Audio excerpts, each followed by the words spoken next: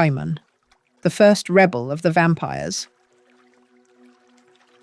He was one of the first to taste immortality, which meant he was also one of the first to understand its unbearable price. Imagine waking in a cave, the world silent, your skin ageless, but your mind blank. You walk beneath the moon, not knowing your name, not knowing your past. This was Khayman, a royal steward once respected in ancient Egypt, now a wandering shell cursed with fractured memory. But this isn't how his story ends. He will remember. He will rise. And because of that, he will become one of the only immortals powerful enough to defy the queen who made him. Long before the bloodlust, before the whispers of Akasha filled the temples, Khayman was a man of precision and honor. He served the royal court as a steward, which meant he saw what others were forbidden to see.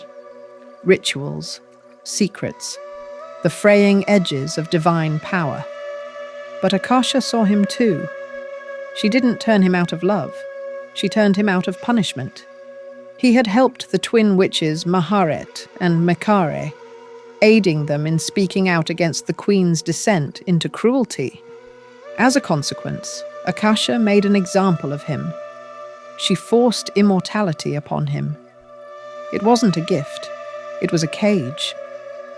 Khayman awoke reborn, his skin cold, his veins filled with the essence of something ancient and wrong. He felt no heartbeat, no breath, only hunger. Still, something inside him remained stubbornly human. Where other fledglings bowed in terror, Khayman did not. Where others turned predator, he turned inward. He could still hear Mekare's voice echoing in his head. Resist. Thus, he became one of the first to fight back against Akasha, not with armies, but with the sheer defiance of not becoming what she expected. He sought out Maharet and Mekare, helping them flee Akasha's wrath, knowing full well what it would cost him. But rebellion has gravity. It pulls on every soul around it, and Khayman's defiance would mark him forever. Akasha retaliated not by killing him, but by erasing him. She couldn't destroy his immortal body, so she fractured his mind. Over the centuries, Khayman wandered. Some nights he remembered Egypt. Some nights he couldn't recall his own name. This wasn't madness by chance. It was designed. There were centuries where Khayman would awake in a different land, confused, terrified, unaware of the blood on his hands. But deep down, something remained. Quiet, steady, waiting. He carved a home in a cliffside in the Andes, built walls without knowing why, stocked it with books he couldn't remember reading. It was instinct, a haunted routine. Until, slowly, memory began to return. When Akasha rose again in modern times, driven by a new hunger to rule the world, Khayman stirred. Her awakening acted like a signal, reactivating old powers buried deep inside him. He remembered the temple. He remembered the turning. He remembered the twins.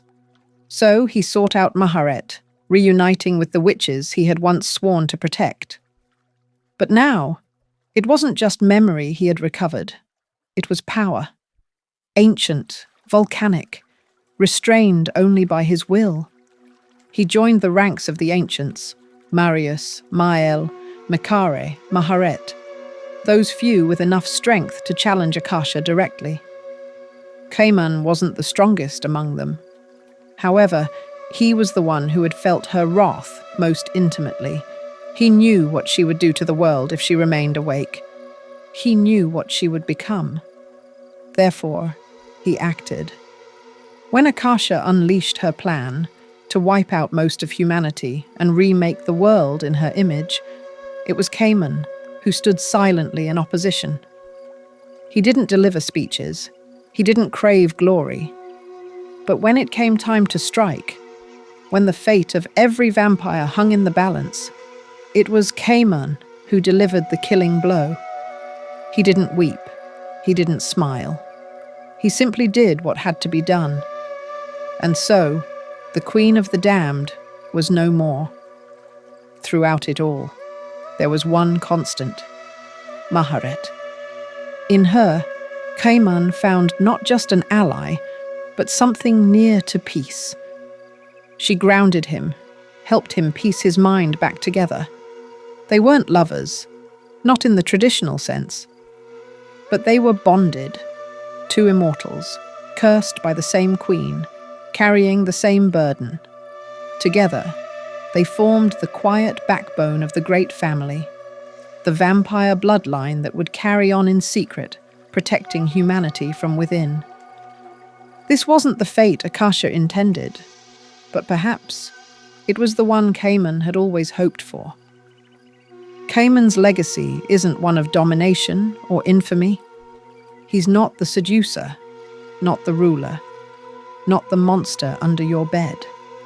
He's the rebel whose war was fought in silence, the man who forgot everything, yet still chose to protect, the vampire who could have become a tyrant, but instead became a guardian.